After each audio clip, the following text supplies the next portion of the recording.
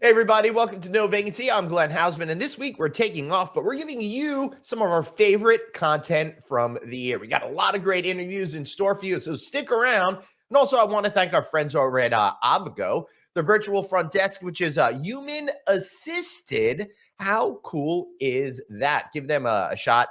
Avgo, that's AAVGO. That way, they're going to help you manage the guest experience, and there's a lot of features: check in, check out, upsells, payment method collection, payment processing, reward program connectivity. And you don't need a human being on site, but some human being will be there helping your guests. Please check out Avgo and enjoy this special week of repeat shows. Thanks so much. Happy holidays, happy New Year's, and we'll see you back here in 2023.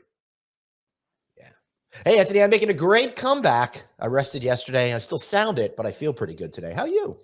The great Glenn Hausman comeback. I can't wait. I'm Anthony. Welcome to No Vacancy Live. That's my friend Glenn. You're watching the #1 show in hospitality.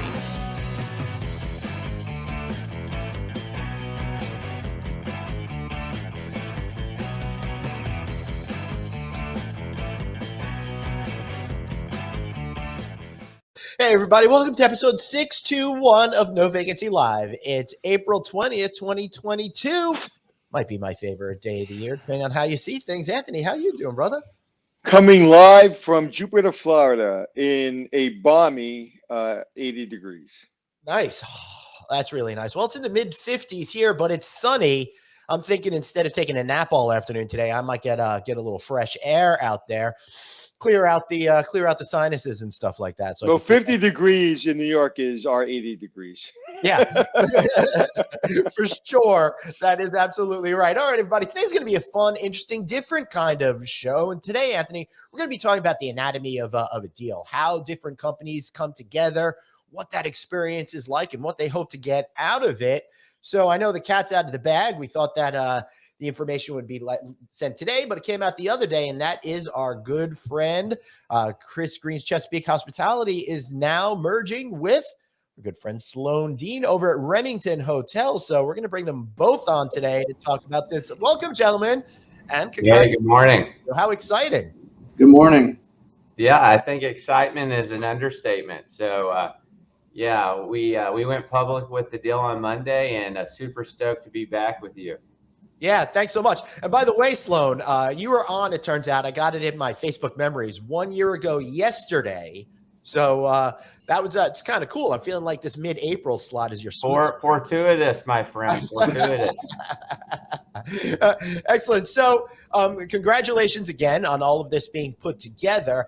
And I really love that you guys are going to be on here, be open and honest, and share with everybody about how these things work. But before we get into all of that, Sloan, I'll start with you. Why were you out there, looking to partner up with other companies? Well, I get asked why Remington and Chesapeake and why now? Yep, of course. And it really, this is not like other M&A that you're seeing in the industry. It was first culture and the similarity of culture that brought the two of us together. Chris and I and a few of the other principals, we've actually been talking since August of last year. Wow. And so this was a long courtship. And I think what drew Chris and I to one another, we're kind of similar souls, similar philosophy and management, and it's a people first mentality. I mean, we live by take care of the associate will take care of the guest, and the rest will take care of itself. And that was really because, the great thing of mergers create opportunity, but when you have two cultures that are fully aligned, you don't have nearly as much work, right? You have everyone already rowing in the same directions. So it is more system and process than anything to integrate. The second thing was it was right size. Right. We're now 121 hotels, and we're not so big that we don't know every client, we don't know every GM, but we're big enough that we get a benefit from scale. And we didn't have any overlap in ownership groups. And then the third was the portfolio alignment. We had no conflicts in the portfolios. We are only in 2 markets. So there was a lot of good new markets for Chesapeake and new for us. And where we did have hotels in the same market, they're more than 10 miles apart. So it was literally the perfect storm. But we took our time in dating, and Chris and I are super excited about the future. So, Chris, what's it like playing hard to get? Sorry, Anthony. Yeah. Well, you guys, that's probably a good way to put it. We were, as a board at Chesapeake, we were very, very careful about who we would even think about talking to, and we did a lot of research that made sure that we were talking to the right companies. Because for us, and you know me, for us, people matter, and people are the throughput of how we succeed, right? So for this deal to work at all, it had to be with a company that put their people first, was committed to a culture first environment, and realized that great hotels are made up by great people, both on property and at the corporate support level. So that's where it all started. And really getting our company to think about moving forward took a Herculean effort, frankly, on Sloan and his team's part to share what they were about and really encourage us to make this move. It was exciting. We weren't hard to get, but we weren't going to go to the wrong place. No way. Right.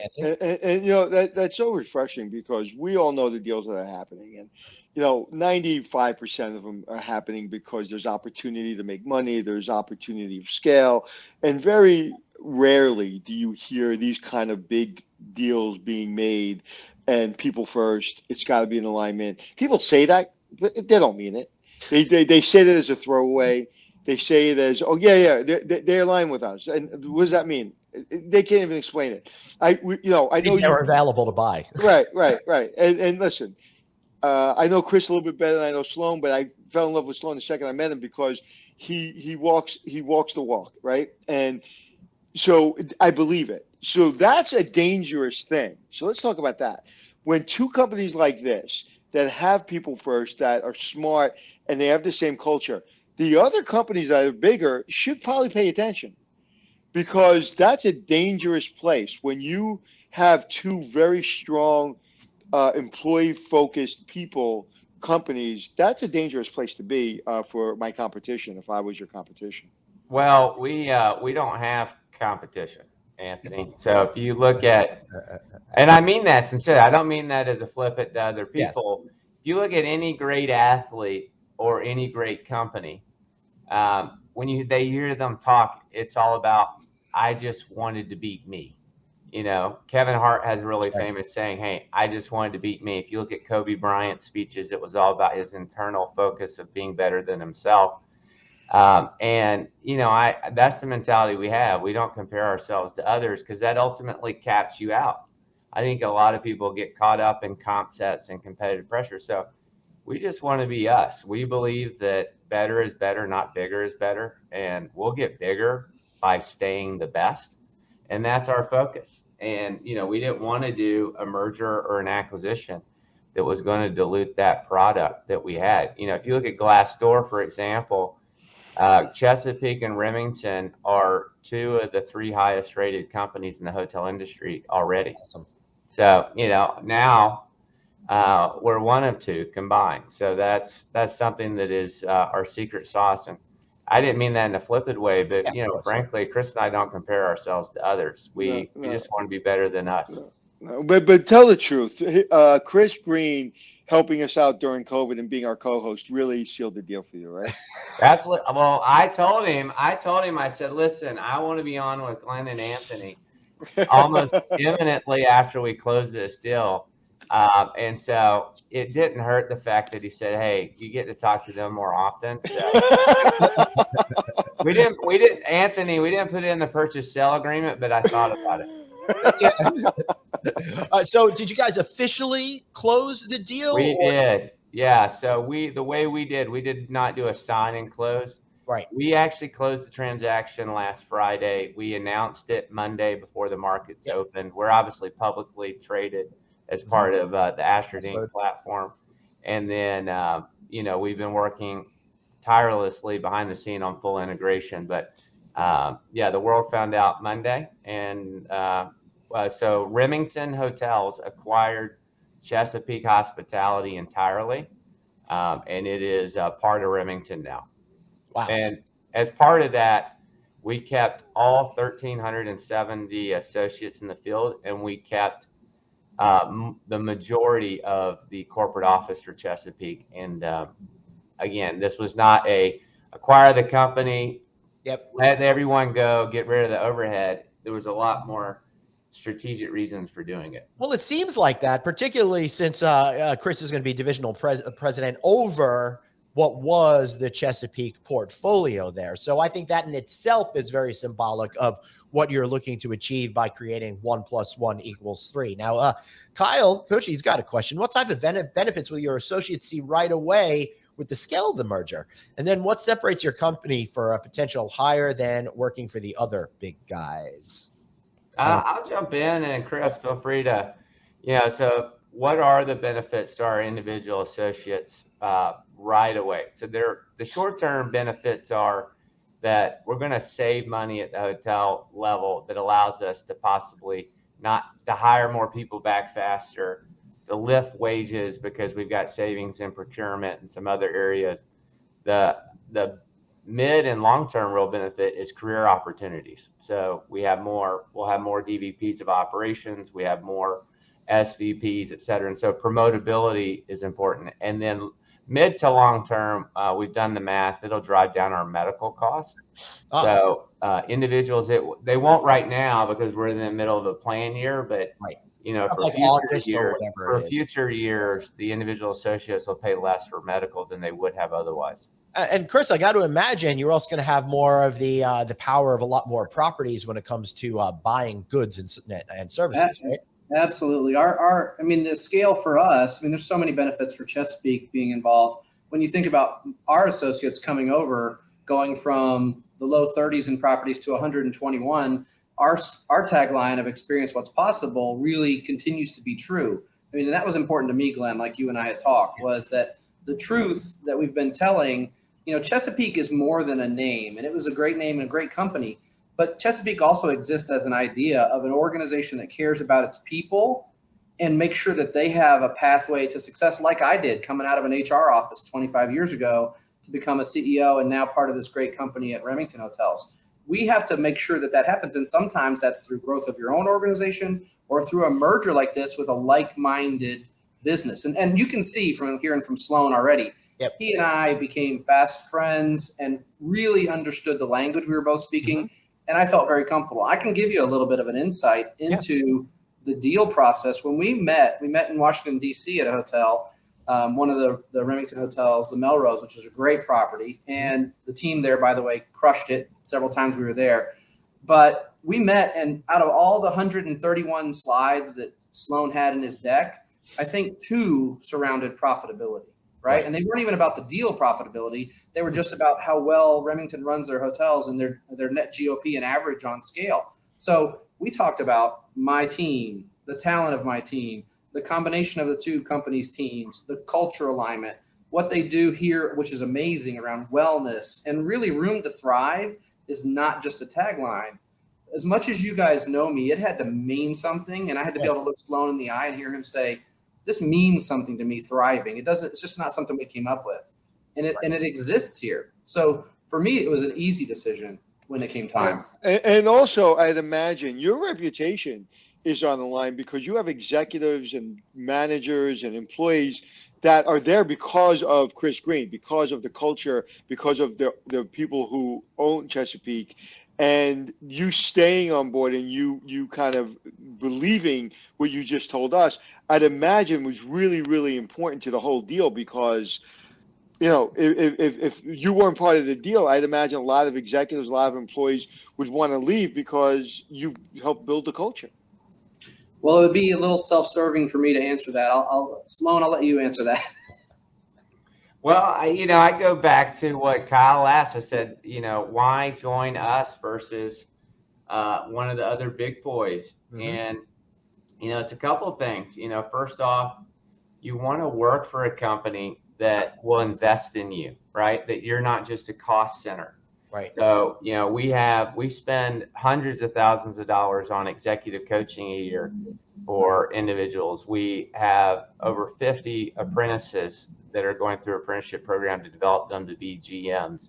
We have sell ed for our housekeepers because they can't speak English. And the reason they can't become an exec and a GM is because they can't speak English as a fluent language. And so, you want to listen to the language that your executives that are saying. And if all they're talking about is getting bigger or EBITDA or going public, is their top priority investing in the associates? And I think that's the first. You want to go work for people that are going to invest in you, and then the second thing is that, you do want to work for progressive companies. And we're the only millennial-led third-party management company that I know of. I'm actually a millennial, and I think that makes the relatability to different generations and what motivates them important. Right. Well, first of all, thanks for rubbing it in that you're a millennial and we're all older. I'm only by 1 year, so I don't know. It kind of puts me on the line. I would do the same thing if I were you. I would definitely go with that. Used to, it was one of those, as you are at a higher position, you don't want to but I think it's important because, they make up the majority of our workforce. You got to be able to relate. Sure. How does it work from an ownership group on Chesapeake side to, how does that work from a legal standpoint, from a, how do the owners say, okay, you're going to now merge with Remington? Do you have to get approval from their side, Chris? How does that work? And when did that process start as well? So we're good stewards of our owner relationships. So there were some conversations that we had with some key clients, but the deal was structured that all of the Chesapeake entities so we have a parent company in Maryland, which was MHI Hospitality, which is the original company name started by the family in 1957. And that company is going to exist and go on with our 10 restaurants in the DC area. But the entities, Chesapeake 1 through 8, which were where all the contracts and client relationships were held, actually were picked up and moved over under Remington. So the actual Chesapeake entities still survive, and the client relationship is still with those entities, even though we're part of Remington. We just moved from MHI Hotels to Remington Hotels. And the feedback has been overwhelmingly positive, because my story, and it's the truth, is that we're taking everything you love about Chesapeake and supercharging it. Right. Some of the things I saw in our initial meetings where Sloan and his team, Raul Maranta, the chief commercial officer, and their IT department have been investing in technology. They really have created what I had as a dream state for some of our technology that they were able to do through the pandemic. And really, we have this platform called REM-E. It's an amazing BI platform, and it's something that by accessing that, we're only going to improve our service to our owners. So the owners have been overwhelmingly positive, and they did ask, what's happening with the Chesapeake team? And I have to congratulate Sloan on the foresight to say, Chesapeake works because of the Chesapeake team. They've got to come too. And that's how the deal worked.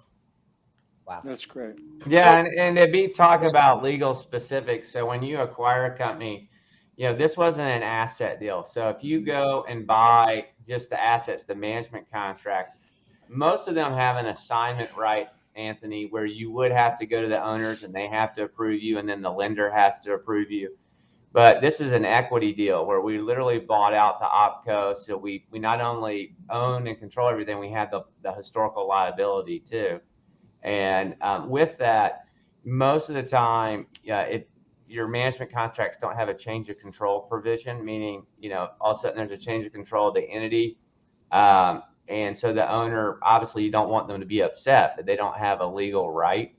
There were 2 or 3 that had a change of control provision, and we got with them and made them feel very comfortable, and they're fully on board. Every single Chesapeake owner and every single Remington owner are super positive and super on board. And I think we're only going to pick up new contracts from those groups, not lose any. Right. So let me ask you guys this. How did this all begin before your meeting in August? Sloan, obviously, you've probably been thinking about acquisitions for a while now, but who makes that first phone call? Did you bump into each other at Alice back in July and say, hey, we need to talk? How does these things start? Well, I think so Chris has got a long-term friendship with our chief investment officer, Jared Evans. Mm-hmm. And so I had met Chris at Alice in the summer of last year. I knew of him thanks to your podcast. I was like, man, this guy is on here all the time. I gotta meet this celebrity. Yeah, right. So we actually had a funny conversation outside the Starbucks in LA at Alice, and then I had Jared follow up, and just the timing came together. Everything, we struck up a conversation. I think the alignment around people was just a consistent theme. Right. And that's how it started. It was my CIO, Jared Evans, who's a long-term friend of Chris, calling him and That's cool. putting a toe in the water. So, Chris, what was that first meeting like for you, getting together, sussing each other out, figuring out how all of that goes? Did you have any expectations on that first day? No, and actually, I want to take you back to please. to January, Alice, where I came back to my board before I saw Sloan in the summer. I came back to my board, and here's the thing. I took over the role of CEO in October of 19. Mhm. Perfect time to become a CEO in the hotel business. What could go wrong? But and you guys were with me that whole time. But my number one thing is the right thing for our company and our people. And what I had to learn before I ever talked to Sloan or anybody else was sometimes the right thing is finding another place where you can thrive. And so we had started having initial. I went back from Alice in January and said, guys, to my board, guys, there's a lot of M&A going on. We're struggling to get to the table on development deals fast enough because some of the big boys that we won't name here have really oversaturated the development efforts, right? So for a mid-sized company like Chesapeake to get to the development table, it was a challenge. I'd go in and I'd pitch a deal and they would say, oh, Chris, we love you. We'd love to hire you. But 2 weeks ago, we had 13 people from X here pitching us and we already signed a deal. So I knew in my heart, and it took me a little while to wrestle with it, that I needed to talk about this process. And with 5 partners and a 65-year-old company, it took some talking. That said, the board gave me the okay to find some like-minded people. And I knew Jared had come over to Remington from Benchmark, and I'd known him for quite some time. And I just asked him, I said, I see Sloan posting all these things about his Glassdoor ratings and Room to Thrive and the President's Club. And, I said, tell me this, is it true? And he said, Chris, it really is. It really is what's going on over there. Sloan's doing a great job. And so I said, all right, well, give me a call because we're thinking about doing something. And that was how it started. And we had a great conversation really from the beginning. Sloan and I hit it off. And again, we're speaking the same language. And I can tell it's genuine. And I can tell you just through the first week here, and even really before, the consideration Sloan and his team have given my team, understanding that this is all new for us, right? I'm here in a new office. I was in the same office for 23 years. I'm here in a new office with new people. And it's been almost seamless, other than some technology stuff. The relationships have just come together. I was at dinner with 15 people last night, and it's like we were old friends. So, I would like to kind of just point out something that I think is important for young people, either entrepreneurs coming into the business that are kind of like hospitality related, and they want to sell their wares to our industry, or whether it be just a general manager or supervisor at the front desk. Two things stand out to me. One, the branding of Sloan and Remington came through postings, number one, to you. That's how you started to realize, hey, this may be a good guy. And number two, going to Alice, these conferences that we all have had enough of, but we know that some of the conferences really make deals, and Alice is always the one that everybody says that's where deals happen.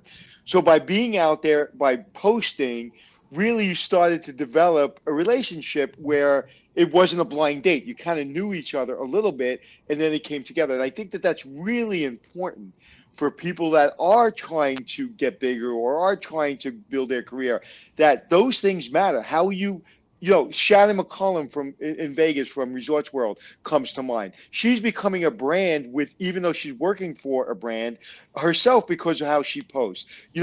Glenn became a brand because of every single conference that he went to.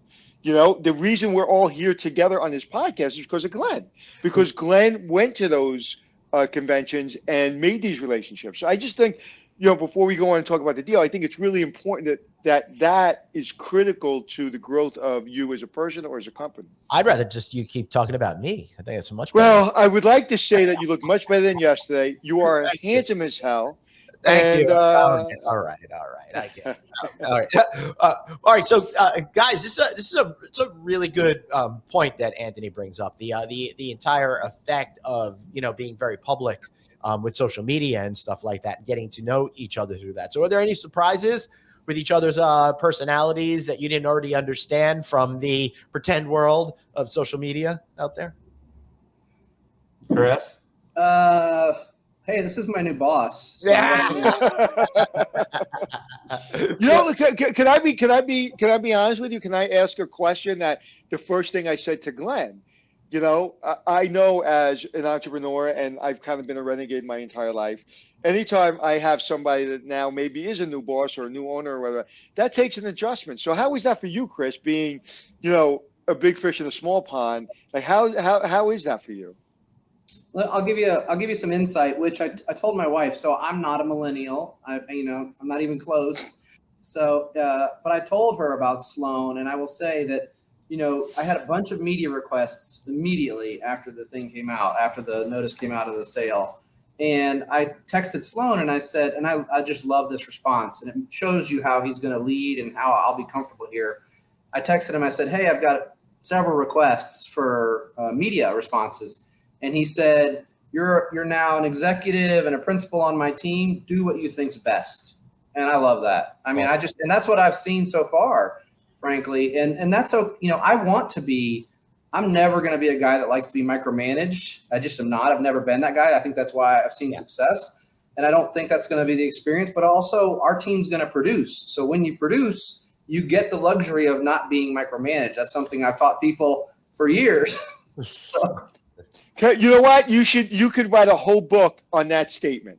You can literally give somebody a 4-year degree on that statement, right? You can do so many classes around that because that is so true. I always say to my team, when the owner is happy, we have Christmas parties. We have fun. I'm in a good mood. If you're all in a good mood and the owner's miserable, we're going to be in a good mood very temporary. Right. So the success breeds happiness. It just does.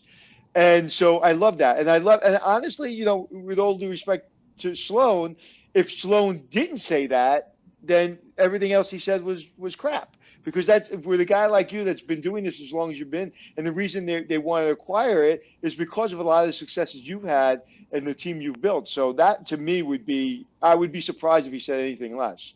So Well, you want to respond to that? Well, and Chris was a big part of why I wanted to do this transaction.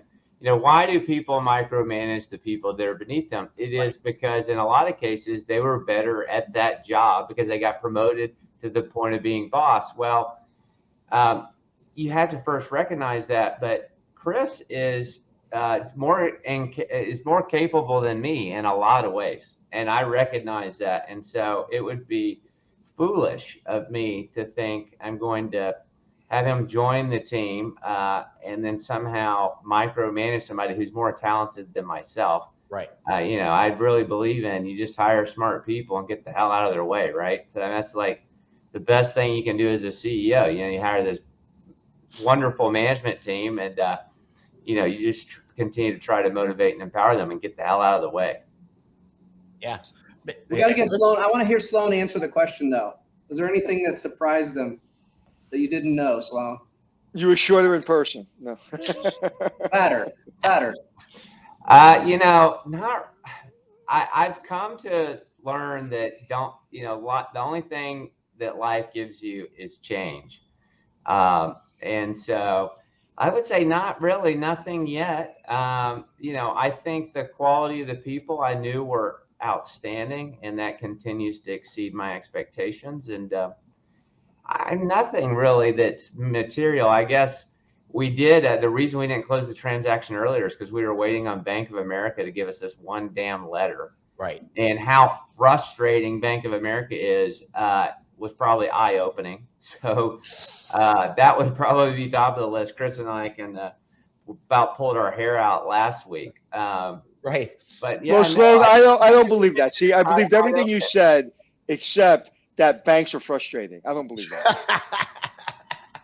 They are delightful. I don't know how you even accomplished it. It took me something like 8 months to close a mortgage refinance with Citibank because they kept asking for the same paperwork over and over again. And then by the time they got to looking at it, it expired because 30 days had passed and they needed new stuff. It was insane. All right, but Sloan, question for you. Have you lived through a merger like this before? at all that really helped, guide you on what you wanted to see happen, how all these things go together? I'm going to assume, Chris, it's actually Dr. Producer Suzanne's question. I don't want to take credit from her. So, Chris, I'm going to assume you didn't, since you've been at the same desk for 23 years. So, Sloan? Actually, I have, and I think that prepared me for this past week. So I was actually as SVP at Alliance Hospitality back during the financial crisis, and the two principals there sold the assignment rights of almost 40 hotels that were owned by, then at the time, Xenia, before they were publicly traded. It was Inland America, and they sold it to Interstate. And I learned a lot through that. And then I went on to be a VP of development working for Leslie Ng, the chief development officer. At the time, Interstate was owned by Thayer and Jing Zhang. And I was there for the Noble acquisition, the Summit Opco acquisition. The Rim Hospitality started when I was there. I learned a lot. And I think sometimes you learn what not to do. By being in situations. And I always said to myself, you know what, if I'm in that situation, I want to handle things differently. Not to dump on other competitors, et cetera, but if you look at a lot of our competitors, they are chasing a public exit or some type of EBITDA target for a valuation perspective. They have investors, they have large private equity firms behind them. And that causes a slew of issues. And so I as I looked forward and looked at M&A, I said, listen, we don't want to do something that we just have to lean out the management company and eliminate labor. We're already public, so we're not chasing some type of IPO. And I don't want to false sell people on a promise, because a lot of those transactions I was part of at Interstate were just hollowed out, or it was all just about the management fees. There was really not a lot of personality and or care. And so I didn't want that. And I think I see a lot of that in the industry. And I think Chris and I, that was really what drove this more than anything, because he had a lot of suitors. Chris actually chose us over many of the names, I'm sure, that are not being said. Yes, of course. And that was because of this, that, we're not just driving toward, we're already public. I don't need to drive toward the liquidity event. Wow. So that's an important part, and that's a real truth teller right there about the end is we had other suitors. I mean, I'm going to be frank. I called 5 CEOs that I know and Jared Evans. So he wasn't the CEO because I didn't know Sloan personally. And every single one of them was like, absolutely, we're interested. And several of them, it was just a transaction to them. And that's never was going to be okay with me for our associates and our people.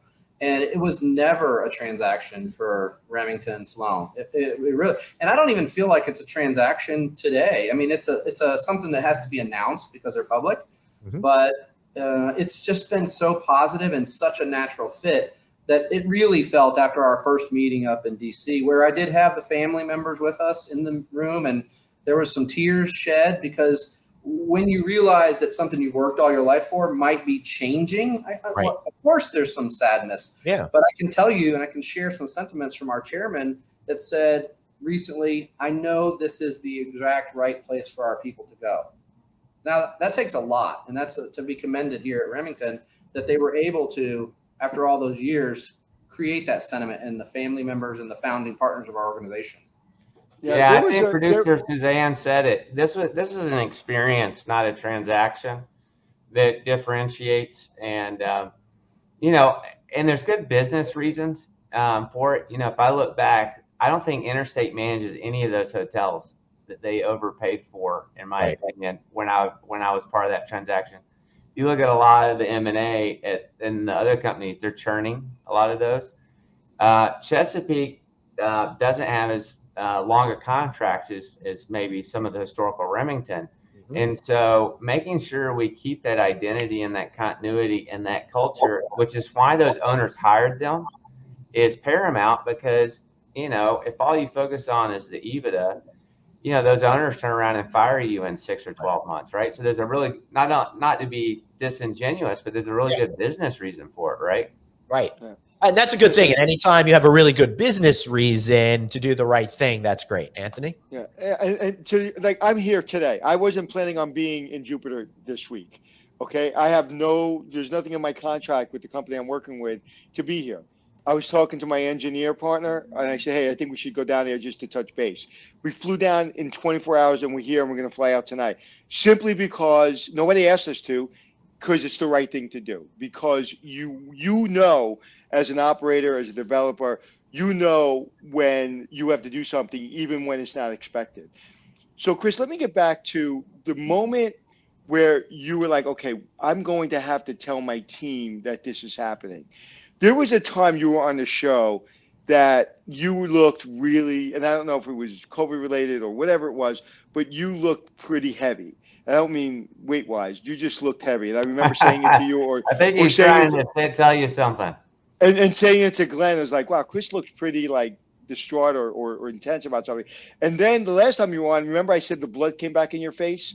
So was any of those moments around events of telling your team and then finally, coming to the resolution that you are going to become part of Remington? Like, how was it to tell your team? It was 9.5 or 10 months that we went through this. So the first part was exciting, right? Where you're thinking about it. It's like dating relationship.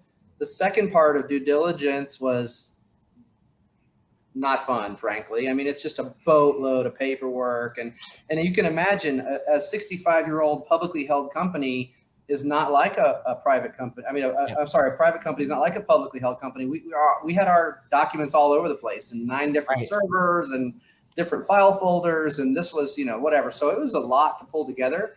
And then as we approached the Christmas season, we were getting close. We had basically an executed deal, and we knew we were going to be moving towards this process, but there was still a lot of work. So I think we executed the LOI Thanksgiving, Sloan, right around Thanksgiving, and we still didn't close until it was the day before Thanksgiving. Right, and then you feel good, right? But there's still a lot to get done, and for me, not being through a merger, I will tell you, it has been exhausting. There's a thing called deal fatigue, and it is real as it gets. I was exhausted, but there is an exhilaration because we knew we were doing the right thing. So honestly, we didn't really bring a lot of the team in, except for some key executives, until we knew it was going to close. Because the risk to your business is if you're out in the marketplace and your deal is imminent and it doesn't close, your business is at risk, right? Because your clients are like, wait a minute, you guys are for sale or you're willing to merge. What's going on with the company? And so it was an art that we had to craft. And Sloan and I worked together to time the notifications of everybody, both on his side and our side, to ensure that we kept the progress moving forward with a positive outcome. Because there was always risk of it getting sideways. And so you're trying to remember who's under NDA and who's not under NDA and copying emails to this person. It's just a challenge, but there's reasons for it. And then when we finally could announce, it's interesting because my team, for example, like when the head of operations, when she came into the know, I had already made peace with the fact that Chesapeake was changing, right? Well, for her, after 13 years with us, she had to kind of grieve and then learn about who Remington was and then get excited. And I can tell you today, I mean, we were just in a meeting in Sloan's office and she's over the moon excited about the additional resources. But it is an interesting process that you wouldn't think you have that kind of attachment to a business. Right. What was the most unexpected part of all of this for you, either emotionally or an element of the deal, just something you didn't expect for both of you? I'd love to hear that from. I think, probably the last big thing on the PSA was around indemnification and the complexity of that, because we're buying an opco that's been in existence for a long time. Look at employment liability that's non-insurable, right? You just don't know. And so we found a path forward that we had to both sides compromised on. And, you had a family business of almost 70 years selling to a publicly held institution. And so you had a lot of emotion involved. The founder's son, it was very emotional for them. And when we met before we signed the LOI, I think one of the key things, I'll never forget it. I turned to him and he was crying in a meeting. This is a grown man, great, successful guy. And I told him, I said, the way I lead this company is what my dad told my older brother and me. It doesn't matter how much money you have in your checking account. When your time's up, it matters how many people show up to your funeral. Right. And I think that was one of those moments I really started to understand this wasn't just numbers. This was us taking care of their people. And so that, I think, learning that the emotion of it was unique. And then also that we had a few things that went down to the wire, like indemnification, that we had to compromise all the way up until the last minute. Yeah, for me, it was the grieving process, right? I mean, I plan to lead Chesapeake for the rest of my career. Right. That was my, and I was excited about that. Yeah. And the realization that, and we could have, let's be clear, we didn't have to transact. This is something that we were going to explore. And if there was a great suitor that we could fit with, we were going to do something, but we didn't have to. We had a great reputation. We still have a great reputation. And we have clients that want to, I have a client that's trying to buy another hotel right now while we're talking. So we would continue to grow, but this was just, to me, and this is really, as I learned to become a CEO, that sometimes these decisions are challenging, but the right decision sometimes can look like the most difficult, but ultimately it's best. And I, without a shadow of a doubt, know this is best for our associates and for the future of Chesapeake as a division of Remington and Remington as a whole, as we fully integrate. It's the best. And I'm standing here today feeling confident that I made the right choice. So that was the grieving process of the whole thing. And me as an emotional leader, it was a challenge. And there were times when I questioned, maybe we should just stay. Maybe we should stay who we are. But I just became more and more confident with the group here. And it's just been natural sliding right in this week. And I always want to take lessons from these moments. And the lesson that I take is personalities matter. Emotional intelligence matters. If the personalities weren't aligned and the emotional intelligence wasn't what it is, this deal wouldn't happen. So you can talk about profitability, you can talk about indemnification, you can talk about how big we're going to grow. But what I'm hearing is two companies coming together to say, we want to become, just because you're at the table and your family doesn't mean you get along, and that you get along. That's amazing. And I also want to say, when I came into this business 30 years ago, to see two major executives or two major companies in this industry talking and being so vulnerable about the emotional part of it, about the deal part of it, is insane. Because this, we all know, 20 years ago, executives didn't talk the way we're talking now. Right. We didn't even have the platform to do this. You do a PR piece, you do a little quick interview. They'd ask you questions that a producer gave them to ask. They have no idea who you are. And this platform allows us to really dive into, and that was a great question, to really dive into that part of it, which I think is really the key to success. You're teaching people not about a deal, but how to be successful. So I admire that. And I really thank you for that honesty and vulnerability. All right. I'll ask the next question. It's all about honesty and vulnerability. How do y'all come up with a price on these things? Oh my God! There's something you don't open up the medicine chest, my friend. I know. I'm not asking some numbers and stuff like that, which are anywhere because they're a public company in the press release. Well, there's public, so How does? I'm just curious as to how that works. Valuation. Sloan, because I just see like a guy writing a number on a piece of paper, turning it over, and sliding it across the table. What do you think of this?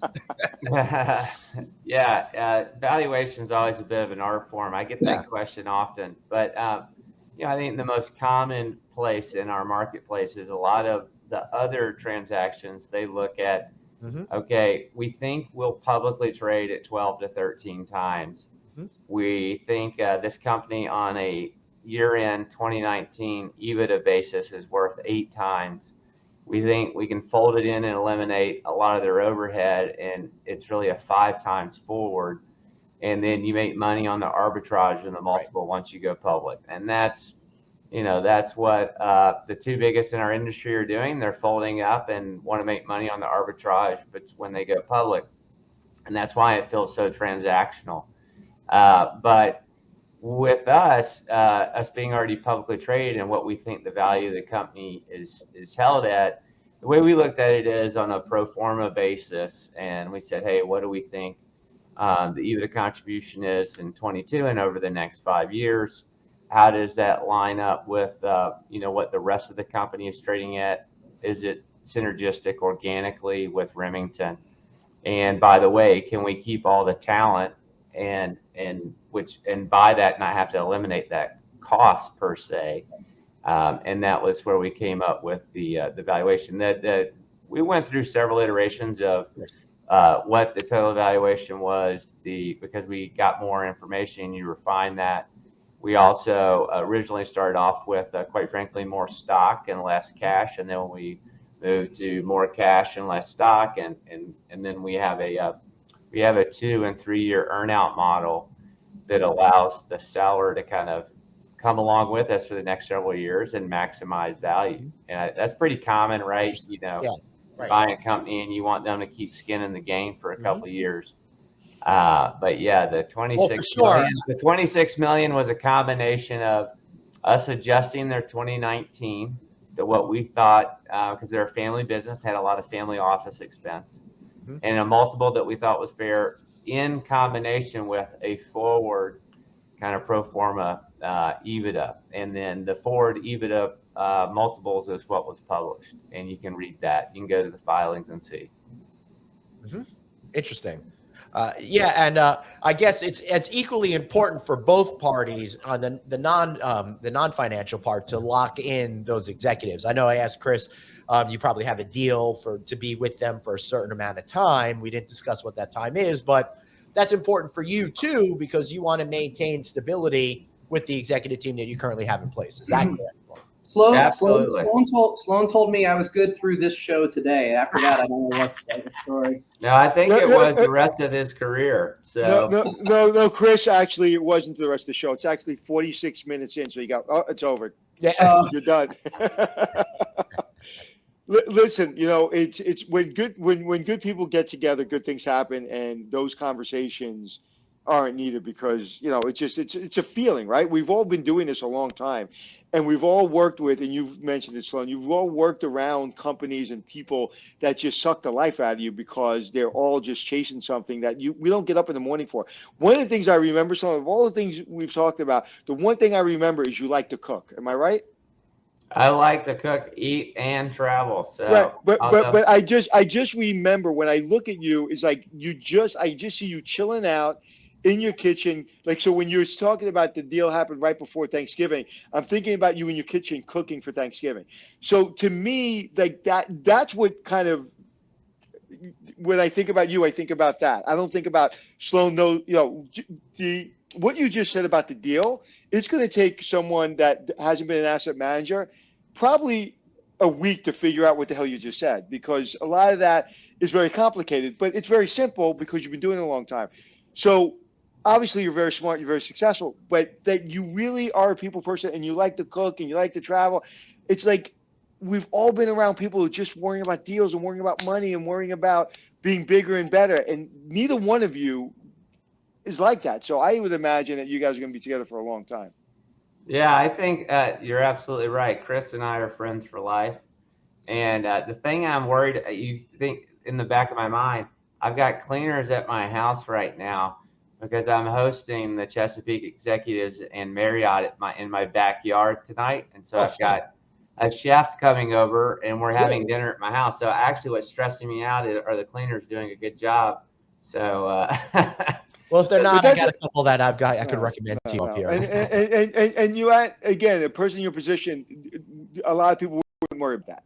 And then you worry about the reason being, and again, Chris, I know you not as well as Glenn, but you're not easy, meaning you have high expectations. So I'd imagine between both companies' high expectation, this is going to be a great deal for investors and everybody in between. And me, the only people I care about are the housekeepers. So if the housekeepers are happy, I'm happy. So, I mean, it's new to me. I'm part of a public company, right, after all these years. So there's no forward-looking statements or anything like that. But listen, here's the deal. And I don't know if this is – I might get my hand slapped. But with these two together, we're going to make an impact on the marketplace. You can count on that. Awesome. Yeah. Awesome. Well, before we wrap up today, you talked a bit at the beginning with M&As that you think are going to be coming down. Do you think we're really at the beginning of the big the mergers and acquisitions area, kind of in the middle, or you think it's going to wrap up or so by the end of the year? No, we're in. This is. There are many more to come. Yeah, I think so too. Again, Mhm. all I'm focused on is Chris and us beating us. Yep. I know that sounds cliche, but we don't compare ourselves to Ambridge, Highgate, Crescent, Right. Benchmark, Pyramid. They've had a lot of success. But if you look at, so Ambridge is owned by Advent, right? And they're going to continue to roll up management companies to get to an EBITDA target so they can go public. They've made that known. Highgate has public aspirations and have acquired and done rescue capital, and they're going to continue to roll up things. Benchmark, Pyramid, came together, and a lot of their original investors are still in that deal, and they're going to continue to roll up. And congratulations to them scooping up Provenance as well. Yeah, they look at them. Yeah, Warren and Alex and the team just did that, and congrats for them. Kudos to them. I think they've got a great leadership team, and and I think you'll continue to see this. I think consolidation in third party will go on for many, many years, and several of our competitors will go public in the next few years. Yeah, and a lot of people see these deals, and one of the things they don't realize, and one of the reasons I didn't get into the management, kind of management company kind of business is the margins aren't great unless you're becoming bigger, unless you know how to operate a hotel, unless you have the right people in place. Because if you don't have all those, it can go sideways really quick. And people don't. To me, it's the restaurant side of the hotel business, meaning margins matter when it comes to a management company, because it's critical that everything flows right, or things can go sideways really, really quick. The two caveats I would say to that is, one, first and foremost, the reason there's tighter margins in the management company, and I saw this when I worked for other management companies versus us, is because they do foolish things contracting. Right. Giving key money where they give a for convenience termination right, giving 1.5% base management fees, not having incentive management fees that align, giving 30-day termination rights with an AOP in a market where your churn is constant. You can't operate, and so your margins are strapped, and it limits your ability to do strategic things. There's a reason we could afford to do. I spend $500,000 a year on an analytics team. My competitors, except maybe one or two, can't afford to do it. Right. Because they just don't have the fee income. We have minimum management fees. We can't be terminated on the vast majority of our hotel deals unless there's a sale. We don't discount our fees. So I think a lot of that starts at just strategic contracting and conscious decisions to say, we're not in the discount business. Do we want to be a commodity? And I think that's really paramount to talk about margins. The other thing too is that, a lot of third-party management has become commoditized, like I referenced, and seeing that, you can be a strategic differentiator allows you to run a better margin versus just a volume game, right? And Chris and I talk about churning hotels under management has a real cost to it. And so if you have almost no churn, we have almost no churn, the two combined companies, then your margins get better. Right. Chris? No, I mean, of course, he's right on with that. And you can see, so when we're talking about management company model, at a mid-sized company like Chesapeake, I mean, selfishly, I was able to not only find a like-minded partner, but I was able to bolt on a whole bunch of toys, you want to call them, with analytics. And I mean, we went from 40 corporate people to over 240 now supporting the hotels. I mean, our ratio of corporate support to the field number of hotels is, I don't think anybody else touches it. So we've got so much support and so much ability to impact what goes on in the performance of the hotels. And you know how I love granularity. Well, the level of granularity now, the reporting that I get and that I see that allows us at the senior level to make decisions is unparalleled. So that can only help to succeed. And sometimes, like I said, sometimes the path forward, if I could never have invested enough money to build out this BI platform at my size. So you either have to join the scale or you have to fight without it. And I didn't want to fight without it. Yeah, and one of the things I'm hearing, and I know we're going to wrap up, Glenn, we got to go, but the thing that I think is really hurting our industry, and I talked about this, and is going to continue to hurt our industry, is not giving the front desk supervisor who gets promoted into assistant manager and then general manager support. And what I'm hearing you say, whether it be analytics, whether it be a corporate office that could support that, to me, that's how you grow and that's how you become bigger. Most hotels, most hotel management companies are forgetting the front desk supervisor or forgetting the housekeeping supervisor. And you can't grow today at 5-10 years from now if those people don't become really good business people. Not just smiling and saying, hey, this is how you check somebody in, but really understanding a P&L, really understanding the analytics, understanding revenue management, and that you have that culture of support. That to me is great and inspirational because I don't see it in a lot of companies. Yeah, excellent, Glenn? gentlemen. Any final words before we wrap up for today? Go ahead, I'm Chris. excited. Very exciting times. I mean, it's just a lot to take in, but we are super excited, and the path forward looks very bright. So I'm just a little pissed off because Glenn told me that Chris, you didn't write us into the deal, so. I am a little pissed off. Well, that's not okay. quite true. Oh, you got written into the deal? I want to know about that. Yeah, I would just end, we're just a bigger family of, we're the place where passionate people thrive. We're now 7,500 family members and growing. And, we just want to beat us, as Kevin Hart likes to say, I just beat me. And I think that's what Chris and I are focused on. And keep your eyes out. We hope we'll continue to be in the headlines. And thank you for the time today, guys. It's always fun.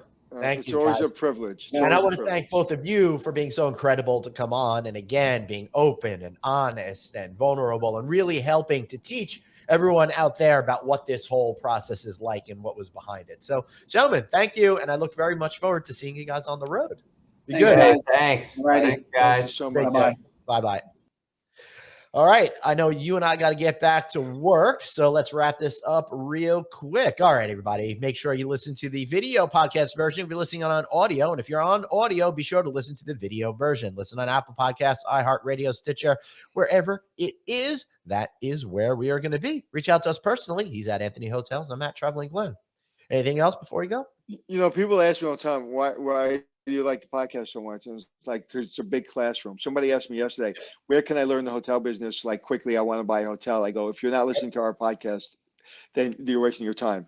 We weren't teachers today. We weren't even hosts today. We were just students. And when you're sitting and you're listening to people like that are doing the deals and being so honest and open, that's why I love this show, because it's just it's a big classroom.